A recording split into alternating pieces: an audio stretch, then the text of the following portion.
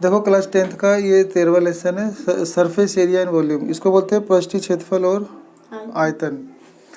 इसके अंदर जो जितने भी 3D फिगर है उन सब का ना हमें volume, total surface area, curved surface area, यही सब याद करना है। तो जिसमें हमारा पहला है जैसे क्यूबॉइड, तो क्यूबॉइड यानी इसको हिंदी में बोलते हैं घनाभ। तो इसमें एक लेंथ होती है, एक ब्रेथ होती है, एक हाइट होती है। तो इसका हमें टोटल सरफेस एरिया याद करना है। वो होता है 2 bracket length multiply breath plus breadth multiply height plus length multiply height, bracket बंद।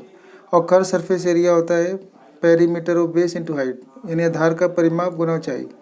तो 2 ब्रैकेट लेंथ प्लस ब्रेथ जो है ना, ये आधार का परिमाप होता है और गुना हाइट। वॉल्यूम माने आयतन। अगर हमें आयतन निकालना है तो तीनों को, लेंथ, ब्रेथ और हाइट को मल्टीप्लाई कर देंगे। इसका मतलब एरिया ऑफ बेस को हाइट से मल्टीप्लाई कर देंगे। तो नीचे जो इसका एरिया ऑफ बेस है ना, वो लेंथ इंटू ब्रेथ हो जाएगा और हाइट से मल्टीप्लाई कर देंगे, तो ये वॉल्यूम आ जाएगा।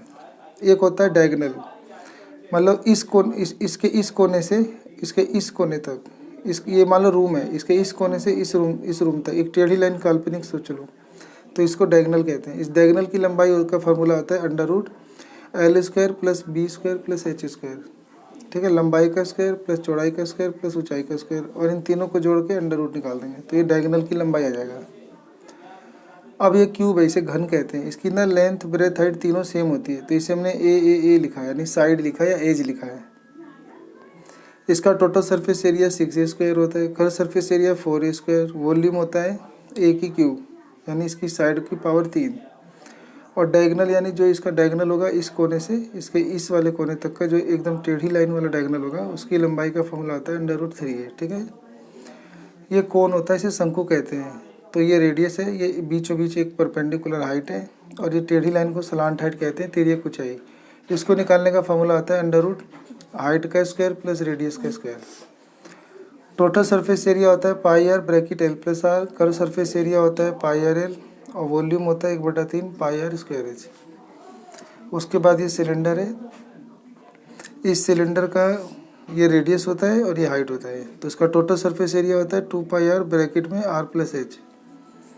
कर सरफेस एरिया होता है 2πrh और वॉल्यूम होता है πr²h। यहाँ पे पाई की वैल्यू 22/7 यूज़ करने हैं, नहीं तो पर्सन में 3.14 दे देगा, वो यूज़ करना है। कई बार पाई यूज़ ही नहीं होता है, वो कैंसिल हो जाता है, कभी रेशियो का सवाल हुआ तो। अच्छा, कई बार क्या होता है ना कि पर्सन में ना ये ऊपर से खुला रहता है और कहता है कि बस ऊपर से खुला हुआ है और उसको बनाने के लिए जितना सीट लगा है उसका एरिया निकालो। तो उसके लिए तुम फिर कर सरफेस एरिया जोड़ लेना और इसका फिर एरिया ऑफ बेस जोड़ लेना। इसका एरिया ऑफ बेस क्या होता है, πr² होता है, क्योंकि इसका एरिया ऑफ बेस जो है एक सर्कल होता है। इसका कर सरफेस एरिया कैसे निकालते हैं, इसका जो सरकमफ्रेंस ऑफ सर्कल होता है 2πr होता है, नीचे जो गोल लाइन है इसकी लंबाई होता है सरकमफ्रेंस ऑफ सर्कल, वृत्त की परिधि 2πr, इसको हाइट से मल्टीप्लाई कर देंगे तो 2πrh, तो ये आपका कर सरफेस एरिया आ जाएगा। ये स्फेयर है, इस स्फेयर में सिर्फ रेडियस होता है, तो इसका कर सरफेस एरिया या टोटल सरफेस एरिया दोनों को दोनों 4πr² होता है, और वॉल्यूम यानी इसका आयतन होता है 4/3 πr³।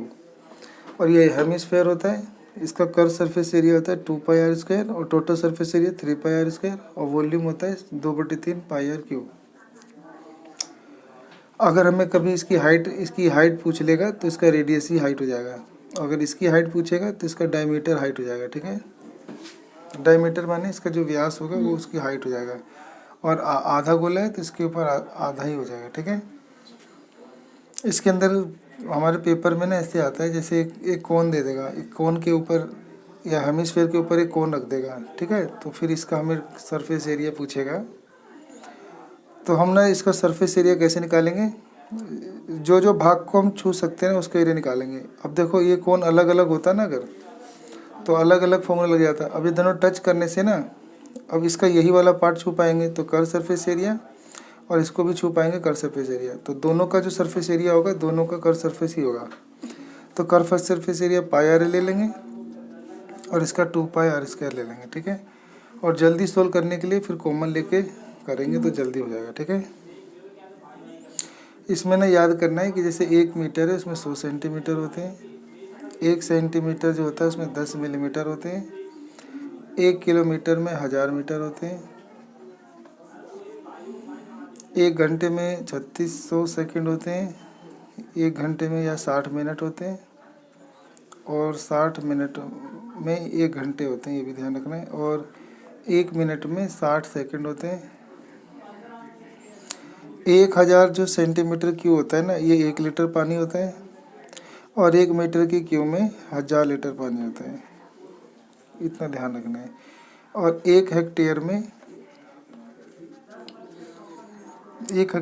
10,000 मीटर स्क्वायर जितना एरिया होता है, ठीक है। फिर ऐसे गोल, किसी का बेस गोल हो तो इसका एरिया होता है पाई आर स्क्वायर, और इसके गोल चक्कर की लंबाई होती है 2 पाई आर। इसे सरकमफ्रेंस ऑफ सर्कल कहते हैं, ठीक है। अगर किसी का बेस ऐसे होगा रेक्टेंगल, तो इसका एरिया होगा लेंथ इंटू ब्रेथ, और अगर इसका पेरीमीटर निकालना होगा तो 2 ब्रैकेट लेंथ प्लस